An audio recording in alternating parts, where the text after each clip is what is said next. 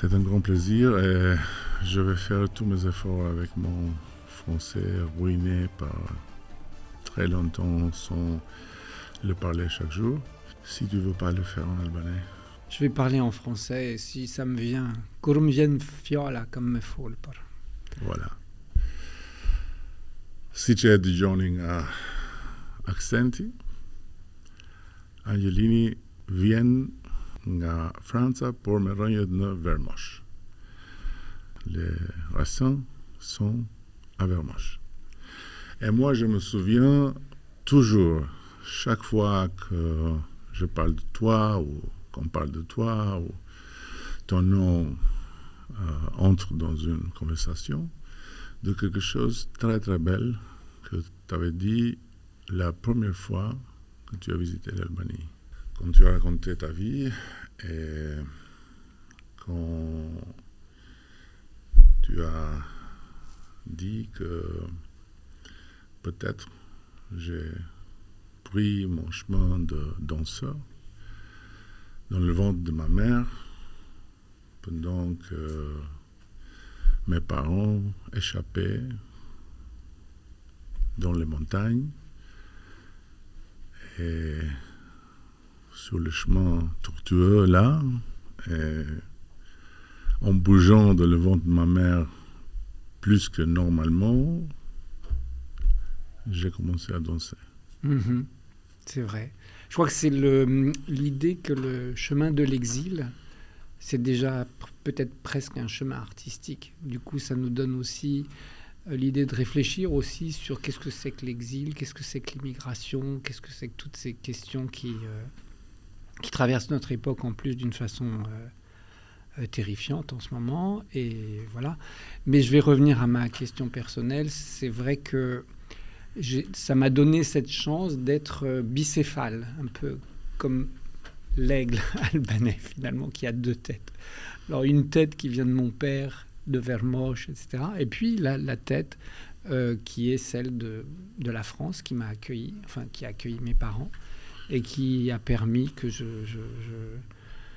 devienne ce que je suis, c'est-à-dire quelqu'un de passionné par l'art, par la danse, et c'est quelque chose qui m'a construit et qui me permet aujourd'hui d'exister voilà, différemment, grâce à l'exil. Donc ça veut dire que je reviens à l'exil. Mais avant d'arriver en France, il y a la station à Ulcine où tes parents se sont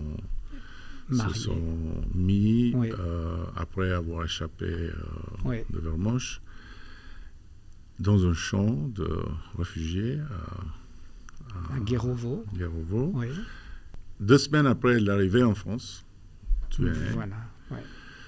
Alors tu n'as pas voulu sortir avant que ils pouvaient t'amener dans la vie. Bon, évidemment, en France. Ouais. Et si je me trompe pas encore, tu as 4 sœurs. Exact. Ouais. Et tu es fils unique. Alors, si on veut être très précis, ma mère et mon père ont eu un autre enfant avant moi, qui lui est né ici, et qui est décédé très tôt. Un fils. Oui, un fils.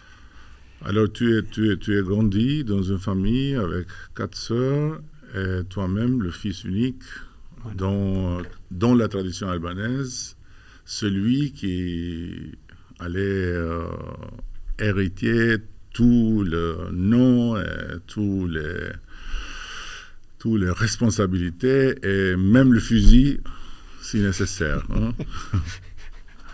Comment c'était l'enfance entre cette famille traditionnelle albanaise et après l'environnement au-delà de la porte? Oui. Bah c'était comme vraiment passer d'un univers à l'autre, comme on dit, passer d'une dimension à une autre, c'est comme un multivers en fait. C'est-à-dire qu'il y avait l'univers à la maison avec des choses qui sont traditionnellement liées à l'Albanie, et puis la découverte à l'école d'un autre monde Voilà, c'est la France, enfin tout ce qu'on connaît de la France, la culture de la France, les Lumières, enfin, voilà, tout ça, tout ce que l'école de la République essaye de donner à ses enfants pour les mettre dans une idée et un regard sur le monde différent. Donc c'est deux regards sur le monde différent qui se mélangent et qui se tressent comme une... voilà. Et... à nouveau, voilà, cette histoire bicéphale, ça veut dire ces deux cultures qui se croisent, qui se nourrissent aussi, et qui apportent une singularité, qui apportent une hybridation de concepts, de goûts, d'esthétique, etc. Et c'est ça qui est passionnant, en fait. Et pendant cette enfance, après la jeunesse, l'Albanie s'était présente à la maison, mais l'Albanie s'était pas présente dans votre vie parce que c'était un pays fermé et inaccessible. Alors comment tu vivais ça? Il y avait la curiosité de connaître ce pays ou l'envie de voir ce pays, ou c'était comme quelque chose qui n'appartenait pas à l'imaginaire d'un enfant ou d'un jeune homme? Alors il y avait ce que je pouvais découvrir à la maison. Il y avait aussi parfois des gens qui échappaient d'Albanie et qui passaient chez mes parents quelques jours, 1 semaine, 2 semaines, en attendant de trouver mieux. Donc je voyais arriver des gens un peu bizarres. Et c'était étrange parce que quand je parlais à mes camarades à l'école, ils ne comprenaient pas. Ah bon, il y a des gens qui viennent de loin, de l'Est, comme ça, qui passent chez toi. Et c'était un peu mystérieux, c'était un peu presque comme une sorte de mythe familial, quoi, qui grandissait. Et puis, j'ai eu la chance aussi que ma mère avait sa famille à Ulcin. Et donc, Ulcin, c'est un territoire qui est assez albanophone et avec beaucoup de gens qui, traditionnellement, ont une culture albanaise. Alors, tous les étés, on allait en vacances, chaque fois que c'était possible, en tout cas. Et là, je découvrais, évidemment, plus une population plus ouverte que la famille. C'est-à-dire, le cercle s'ouvrait et je découvrais, voilà... Et ça, c'était aussi très, très intéressant de pouvoir faire ce voyage. Oui. Dans les notes qui se trouvent d'ici et de là, c'est écrit que ton premier clic pour ouvrir la porte du monde de la danse, c'était la couverture d'un magasin où tu as vu Nureyev. Ouais. C'est une légende ou c'est la vérité? Non, c'est réel. Et d'ailleurs, ce qui est très paradoxal, c'est que la danse, c'est le mouvement. Hein. Et là, ce qui déclenche ma passion pour la danse, c'est un cliché. Donc, ça veut dire c'est une image immobile, une image fixe. Et c'est quand même très, très paradoxal en même temps. Mais alors, il y avait quoi? Il y avait sur cette image, il y avait Rudolf Nureyev qui était suspendu en l'air dans un seau. Donc, alors ça aussi, c'est étrange parce que c'est comme être suspendu comme ça, c'est comme voler en fait. Donc, et heureusement que c'était une photo parce que sinon, il serait retombé si c'était pas une photo. Et donc, peut-être c'est ça qui m'a donné ce goût, ce désir, parce qu'il y avait une telle lumière, une telle beauté chez cet homme en train d'exercer sa passion qui est la danse, que j'ai eu envie de découvrir qu'est-ce qu'il y a derrière cette image, qu'est-ce qu'elle est là, voilà. Et donc j'ai rendu le livre à la jeune fille qui m'avait prêté et je lui ai dit où est-ce que tu fais de la danse, et elle m'a invité à venir la rejoindre pour un cours de danse. Et si je suivis le trajet de la légende, alors tu allais dans la première session de la danse, habillé avec ton costume de judo. Oui. Alors c'est vrai que je faisais du judo et donc je n'avais pas de collant de danse quand je suis allé la première fois. Et donc j'ai pris mon pantalon de kimono, un pantalon blanc en toile de kimono et un t-shirt blanc. Et là j'ai pris ma première leçon de danse. Et c'était une révélation parce que déjà j'aimais beaucoup la musique et j'aimais beaucoup aussi, j'étais très physique. J'aimais le judo, j'aimais le mouvement, j'aimais le contact avec un partenaire, même si c'est un sport de combat, mais c'est un sport de combat, le judo, qui peut être très gracieux aussi. Et donc, ces deux choses, c'est-à-dire le mouvement et la musique qui se retrouvaient au même endroit, pour moi, c'était très bouleversant. Et c'est une chose que je n'avais pas vraiment expérimentée avant. C'est très étrange. Qui est intéressant, sans doute, pour tous ceux qui nous suivent, c'est la réaction de ton père. Tu as parlé de la réaction de ta mère qui n'était pas très, disons... favorable, pas très favorable. Mais pas très favorable, mais tu dis même, quand même pas très agressif. Non, oui. Tandis que tu n'as rien dit sur la réaction de ton père. Alors lui, il a un fils qu'il adore, qui va faire le judo pour être le combattant albanais. Voilà. Et il se trouve avec un fils qui rentre et qui veut faire le ballerino. C'est assez choquant, je crois. C'est vrai, c'est choquant. Et c'est vrai que ça a été... Alors, c'est drôle parce que je dis souvent, un peu comme Bourdieu qui dit que la sociologie, c'est un art de combat. Alors moi, j'avais pris le truc, c'est de dire effectivement, la danse, pour moi, c'est devenu un art de combat parce qu'il a fallu toujours que je défende l'idée que je dois danser, que je veux danser. D'abord, mes parents. Mon père, ma mère qui curieusement était un peu indécise, tu voilà. l'as dit d'ailleurs, mais elle travaillait à l'usine et elle a demandé à l'usine, à mon fils veut devenir danseur, qu'est-ce que vous en pensez? Et là, elle a entendu des choses terribles, et ce qui fait qu'elle était contre aussi, du coup. Elle a basculé dans le camp de mon père. Et puis, il y avait aussi les garçons et les filles de la cité où j'habitais, qui était une cité de la banlieue, parce que mes parents étaient pauvres, donc ils n'étaient pas dans un quartier résidentiel, mais vraiment dans une banlieue. Et là, évidemment, le hip-hop n'existait pas. Cette danse urbaine qui est très... Voilà, qui est plus virile, qui est plus affirmée, plus dans une mode, en fait, aussi de l'époque. Donc ça n'existait pas. Et donc l'idée de la danse, pour les gens de ces quartiers, c'était vraiment le gars qui est en collant et qui fait des trucs un peu bizarres. Alors, et donc, on se moquait de moi. Donc, il fallait que je me batte et que je m'affirme.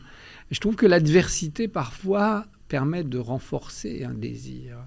Peut-être si tout le monde avait été d'accord avec mon idée de faire de la danse, peut-être je serais passé à autre chose.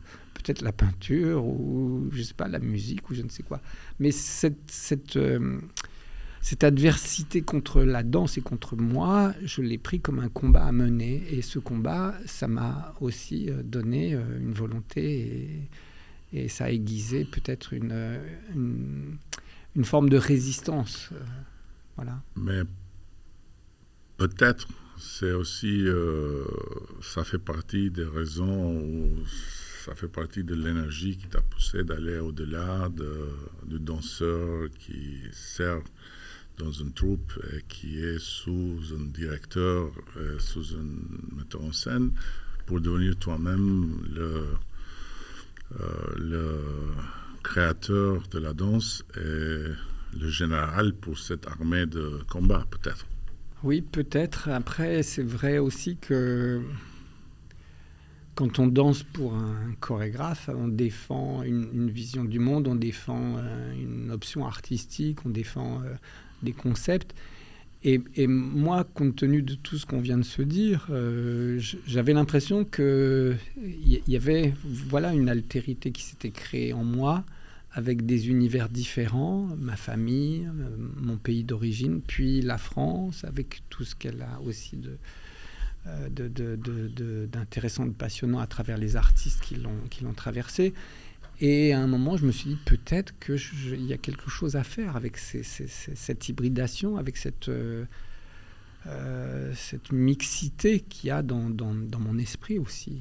Et donc, j'ai eu envie, effectivement, de faire un premier projet, voir est-ce que j'ai quelque chose à dire. Alors, c'était très, très angoissant en même temps, parce que C'est quelque chose peut-être que tu connais, c'est je sais pas, la première exposition, je sais pas, les premières œuvres qu'on crée en tant que peintre, qu'est-ce que ça crée. Mais chez moi, ça a créé une sorte de questionnement sur la légitimité. Est-ce que je suis légitime d'attirer l'attention du monde, ou enfin d'un public ou de gens, et leur dire venez, asseyez-vous et regardez ce que je suis et ce que je veux vous montrer. Et ça, c'est quand même très terrible. Il y a une sorte de quelque chose de très très prétentieux. Si on est très terre à terre, on dit ouais, lui, il est prétentieux, il croit que ça va intéresser tout le monde, ce qu'il pense, mais en fait, voilà. Je crois que c'est dans tous les arts qu'on trouve cette question. Oui, bien sûr, sans doute.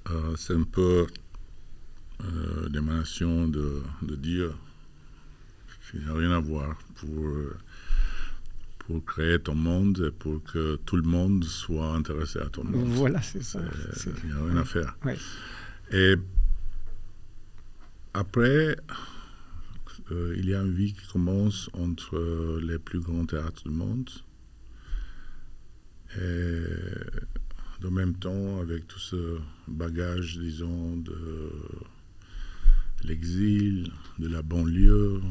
Et moi, je n'ai jamais eu l'occasion de le dire, mais quand j'ai vu le premier spectacle, j'étais à Paris et j'ai jamais entendu, en fait, jusqu'à là, ton nom. Et je suis dans la métro et je vois les grandes affiches.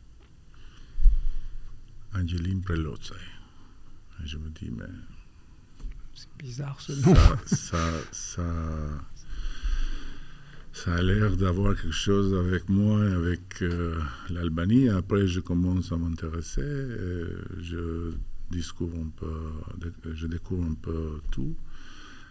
Et le spectacle, c'était Châtelet, je crois. Et moi, je le trouvais assez albanais dans le fond. Pas dans la... Bien sûr, pas dans le script, mais dans le fond, il y avait quelque chose de différent vis-à-vis aux autres grands chorégraphes et grands spectacles. Quelque chose de très, très authentique, qui n'était pas évident, mais qui, à moi, me donnait cette sorte d'écho intérieur. Je ne sais pas si ça, c'est juste de le penser ou de le sentir comme ça, ou peut-être c'était l'influence de la connaissance que moi je connaissais, que c'était un Albanais avec cette histoire qui faisait ça. Mais tu penses qu'il a quelque chose qui vient de plus profondément dans tes spectacles?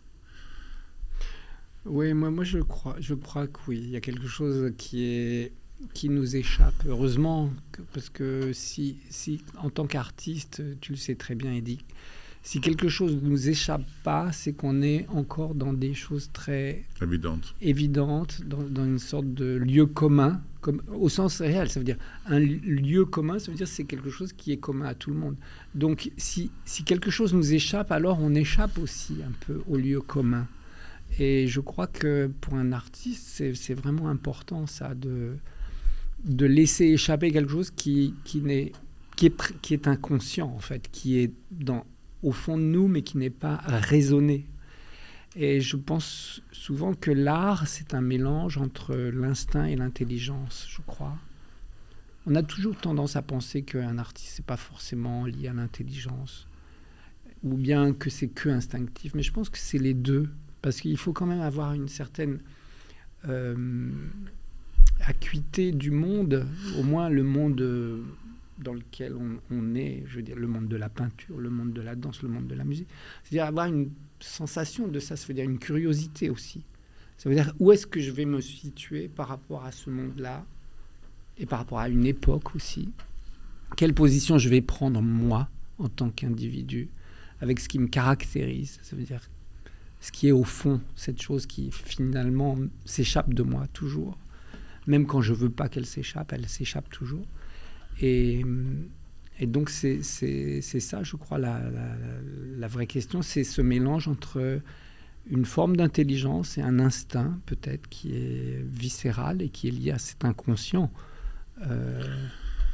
Et cette combinaison d'une forme d'intelligence et de quelque chose d'autre qui est viscéral, je crois que tu l'as exprimé aussi dans un moment, et je me souviens aussi de ça parce que j'étais en France à l'époque, dans un moment où tu as pris une décision très forte qui a fait beaucoup de rumeurs dans toute la France. Et tu as eu aussi un clash avec Marine Le Pen, qui t'avait même dit de retourner à Tirana. De retourner à Tirana parce que tu n'appartenais pas au lieu où tu étais, parce que tu avais décidé de quitter le théâtre de Toulon après la victoire du Front National. Exact. Ouais. Et ta réponse était quelque chose de très, très remarquable. Exactement pour cette viscéralité un peu de vermoche. Quand tu as dit je peux même retourner et commencer de zéro, mais je ne donnerai jamais de spectacle dans un lieu où les gens votent pour votre parti. C'est un peu ça. Et en plus, juste pour préciser que ce n'est pas juste comme une sorte de caprice ou une vue de l'esprit, il y a quelque chose de très réaliste dans ma décision. C'est que quand j'étais centre chorégraphique national de Château-Vallon-Toulon, donc, et quand on est un centre chorégraphique national, ça veut dire qu'on est dans le conseil d'administration de la compagnie. Il y a des représentants des différents partenaires. Alors, il y a l'État, puisque c'est Centre chorégraphique national. Il y a la région, et puis il y a la mairie. Donc, avoir un représentant de la mairie, donc un membre du Front National dans mon bureau, dans le bureau du conseil d'administration, c'est ça aussi. Et discuter chorégraphie. Voilà, et qu'on me dise ça tu peux faire, ça tu peux pas faire. C'est une chose que je ne pouvais pas envisager. Je peux parler avec des démocrates, avec des gens de droite, des gens de gauche, des gens d'extrême gauche éventuellement aussi, mais les gens du Front National, je ne pouvais pas. Donc j'ai décidé de quitter, de partir. Voilà, c'était... Et on est dans les années 90, quand l'Albanie n'était plus fermée. Ouais. Et c'était quand, c'était dans quel moment que tu te dis ce pays n'est plus fermé, alors je dois aller voir c'est où que mes parents sont nés, c'est où que mes parents m'ont conçu.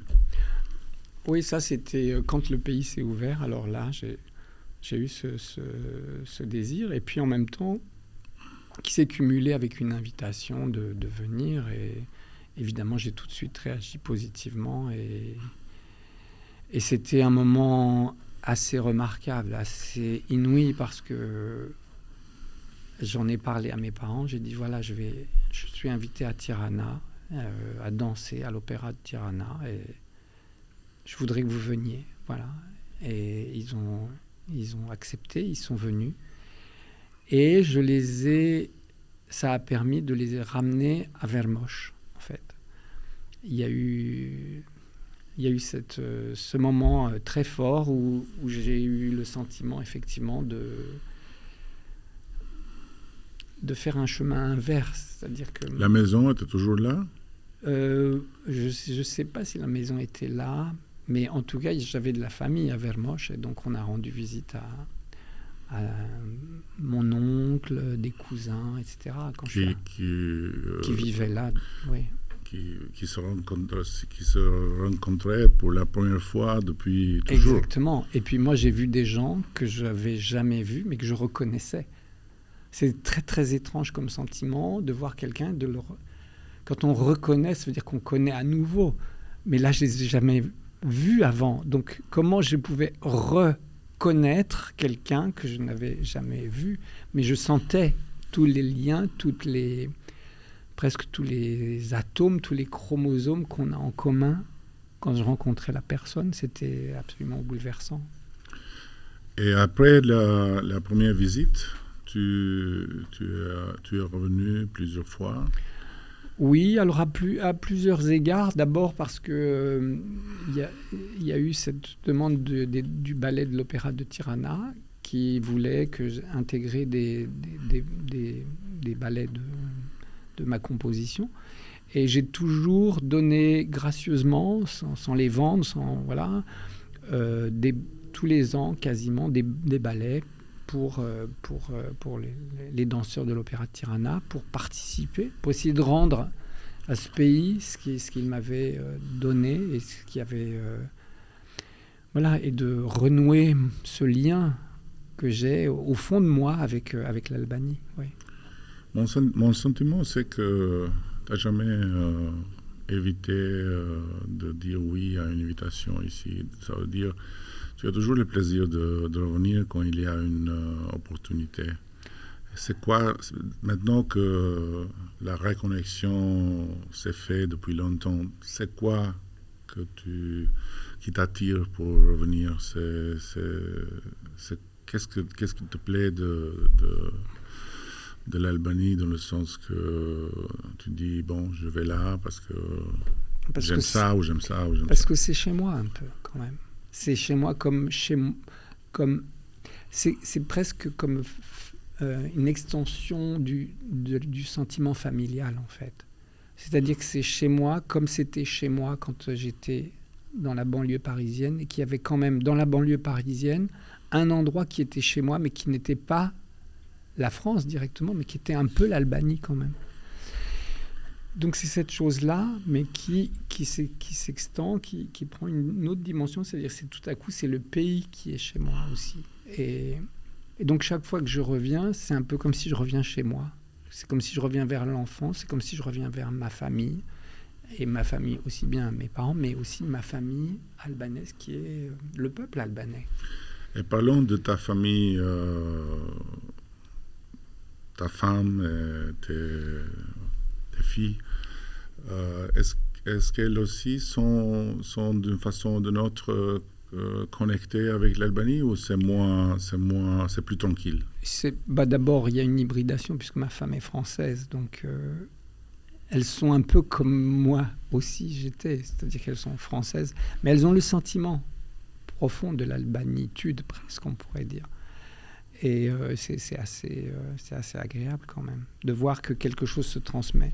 Même si je n'ai pas réussi à transmettre la langue parce que je ne la maîtrise pas assez bien, mais j'ai transmis ce goût, ce désir et cette filiation, parce que c'est quelque chose qui m'a jamais quitté, en fait. Même quand j'étais petit, même quand j'ai commencé à faire de la danse, j'ai toujours dit « je suis albanais ». Mes parents sont albanais, j'ai jamais essayé de masquer... Voilà. Donc, c'est quelque chose que j'affirme facilement, que j'ai toujours affirmé facilement et que j'ai transmis à mes filles aussi.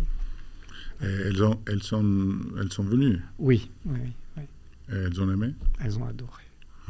Elles ont adoré parce que c'est une sorte de mythologie qu'elles ont rajouté à ce qu'elles savaient à travers ce que je leur avais dit, mais elles ont visité les musées, c'était très très beau aussi de les voir découvrir ça, en fait, ce qui me constitue un peu inconsciemment, oui. Ouais. Et actuellement, tu es en train d'aider pour monter ensemble les pièces pour construire peu à peu un événement important annuel en Albanie de danse. Oui, on travaille avec Tim Newman et Ayola Choche qui, voilà, on travaille à créer un événement autour de la danse contemporaine à Tirana. Alors je pense que c'est une chose que je sais faire et que je peux peut-être donner à l'Albanie. Je le fais bien sûr avec un désintérêt complet et je participe avec un grand plaisir aussi à cet événement. Et chaque année, on aimerait pouvoir, je dirais, confirmer ce rendez-vous chaque année et inviter des grandes compagnies internationales et à la fois faire découvrir la danse aux Albanais et puis faire aussi découvrir l'Albanie à des danseurs et des compagnies qui viennent de l'extérieur, parce que je pense que c'est un pays qui mérite d'être évidemment découvert. Et c'est une façon de faire connaissance, en fait, avec le monde, peut-être. Voilà. Bon, je vais conclure ça avec un grand plaisir, mais aussi avec une invitation. Nous, on est en train d'organiser pour la fin du mois de novembre un grand événement qui sera un peu la synthèse d'un festival traditionnel folklorique qu'on fait en Albanie chaque 4 ou 5 ans. Et ce sera une journée à Tirana et il y aura entre autres des danseurs de toutes les tribus albanaises, en costume et tout ça. Alors je t'invite, si tu n'as pas mieux à faire dans ce jour-là, parce que ça sera une très belle exposition en mouvement de tous les costumes et toutes les tendances de la danse populaire albanaise. Et peut-être ça va te donner un peu de plus pour ton musée des mémoires et des fantômes, des fantômes de l'Albanie. Bah, écoute, merci beaucoup Eddy, parce que c'est... Voilà, si je suis disponible, il faut juste que je vérifie les dates, mais ça sera avec un très très grand plaisir, immense plaisir que je viendrai. Ouais. Bon, tu veux pas dire à la fin quelques mots en albanais? Si, mais je ne sais pas quoi dire. Nuk di çka me thonë. Kem fol shumë, kem fol per si jam kanë kur jam kanë djali vogël e tash çka on bon kur jam bon artist, kur kam e tash jam këtu, jam shumë gëzuar me kanë. Avec cet accent et cette façon de parler l'albanais, si on écoutait seulement la voix, on penserait à un homme de 150 ans. Tandis qu'en français, tu es un jeune homme qui a encore beaucoup de choses à faire et surtout à danser chaque jour, parce que c'est à travers toi que je l'ai appris, que Nietzsche disait un jour sans danser, c'est un jour perdu. Voilà. Ky ishte Angelin Prelocaj, ylli I baletit bashkohor, një ndër koreografët më të famshëm, por edhe një nga shqiptarët më